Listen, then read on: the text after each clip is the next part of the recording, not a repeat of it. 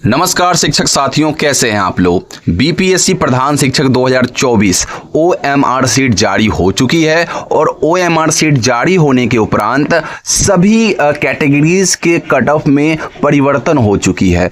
थोड़ी सी ही परिवर्तन हुई है, लेकिन मैं आपको इस वीडियो में डिटेल कर बता देता हूं, चाहे वो महिला पुरुष हो या किसी भी कैटेगरी हो, general, EWS, BC, EBC, SC, ST या पीडब्ल्यूडी, हर कैटेगरी में थोड़ी सी बदलाव हुई है। चलिए मैं बताता हूं आपको वन बाय वन।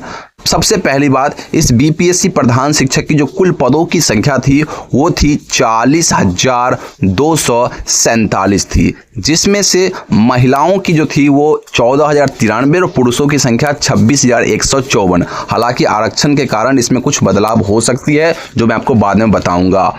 इसके अलावा अभ्यर्थियों की संख्या की जहां तक मैं बात करूं, जिन्होंने फॉर्म फिलअप किया था उसमें 1,19,000 अभ्यर्थी थे जिन्होंने फॉर्म फिलअप किया था, और उसमें से अप्रॉक्सीमेटली 9,000 ऐसे शिक्षक थे जो किसी भी कारण से एग्जाम नहीं दे पाए थे। तो ओवरऑल 1,10,000 अभ्यर्थी ही उपस्थित हो पाए थे एग्जाम में।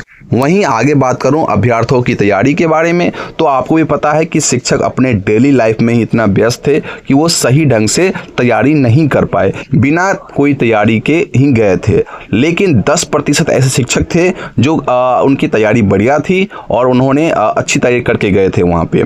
बाकी प्रश्नों का स्तर करें तो कठिन मान सकते हैं, हालांकि ज़्यादा कठिन भी नहीं था और ज़्यादा ईजी भी नहीं था, मॉडरेट कह सकते हैं, बीच में, ठीक है ना। ये प्रश्नों का स्तर था। और इसके अलावा जो पास अभ्यर्थियों की संख्या जो एक्सपेक्टेड है, पुरुषों में आप जो मान सकते हैं कि 50 से 52,000 और महिलाओं में 10 से मैक्स टू मैक्स 12,000 पास हो सकती है। और ये दोनों मिला के अगर मैं बात करूँ ना अप्रॉक्सीमेटली, तो आपका जो है अप्रॉक्सीमेटली मान सकते हैं कि 60 से 65,000। कुल सीट की संख्या 40,200 मान के चलिए 47 थी। और वहीं पे अभ्यर्थियों की संख्या बात करें जिन्होंने फॉर्म फिलअप किया था 1,19,000, और उपस्थित जो अभ्यर्थी हुए थे उनमें 1,10,000 थे।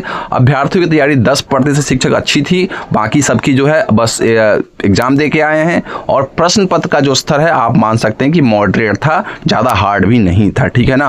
और पासिंग अभ्यर्थियों में 60 से 65 मैक्स टू मैक्स था। इन्हीं बातों पर कट ऑफ निर्भर करता है। चलिए ओएमआर के बाद मैं बताता हूँ क्या कट ऑफ रह सकती है। बीपीएससी की मैं बात करूँ अनरिजर्व कैटेगरी में तो 65-70 जा सकता है, जहाँ पे पासिंग मार्क्स 60 था मेल कैंडिडेट के लिए। वहीं आगे बात करते हैं ईडब्ल्यूएस मेल कैंडिडेट का जो है पासिंग मार्क्स 55 नंबर था और कट ऑफ मार्क्स जो है 60 से 65 जा सकता है।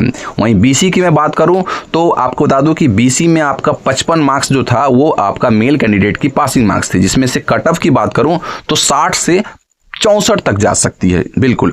इसके अलावा ईबीसी की मैं बात करूं तो यहाँ पे जो पासिंग मार्क्स थी वो 51 नंबर थी मेल कैंडिडेट के लिए, और जो कट ऑफ बन रहा है इनका वो 55 से 60 तक बन रहा है, ठीक है ना। वहीं एससी की मैं बात करूं तो 48 नंबर चाहिए थे पास होने के लिए, जिसमें 50 से अगर 55 नंबर आप ला रहे हो तो आप जो है सेफ जोन में हो। वहीं एसटी की मैं बात करूं तो 48 नंबर नहीं भी चाहिए थे, लेकिन इनको 50 से 53 नंबर लाने पर इनकी जो है जॉब पक्की मान सकते हैं, ठीक है ना। वहीं पीडब्ल्यूडी की अब मैं बात करूं तो पीडब्ल्यूडी में भी पास होने के लिए मेल कैंडिडेट को 48 नंबर ही चाहिए है, ठीक है ना। और इसमें बता दूं कि 50 से 52 नंबर लाने पर आपका कट ऑफ बढ़िया बन रहा है। वहीं आप फीमेल कैंडिडेट हैं चाहे किसी भी कैटेगरी के, तो आपको पास होने के लिए, माफ करिएगा मैंने यहाँ पे 39 लिख रखा है, बट पास होने के लिए आपको 48 नंबर की ज़रूरत है। और कट ऑफ मार्क्स आप चाहे किसी भी कैटेगरी के हो तो 48 नंबर से लेके 52 नंबर तक अगर आप पा रहे हो तो आप जो है एक सेफ जोन में आ चुके हो, अगर आप महिला कैंडिडेट हो तो, ठीक है ना। इस बात को ध्यान रखिएगा। और यही थी यहाँ पे बीपीएससी प्रधान शिक्षक के ओएमआर सीट जारी होने के बाद कट ऑफ जो बन रही थी सारी कैटेगरीज की, मैंने आपको बता दी। अगर कोई डाउट्स हो तो आप हमें कमेंट बॉक्स में पूछ सकते हो, और सारी अपडेट्स के लिए हमारे व्हाट्सएप चैनल ज्वाइन कर सकते हो, जिसकी लिंक मैं वीडियो के डिस्क्रिप्शन बॉक्स में डाल दूंगा, तो आप लोग जाके वहाँ पे ज्वाइन कर लेना। मिलते हैं अगली वीडियो में नई अपडेट के साथ। जय हिंद।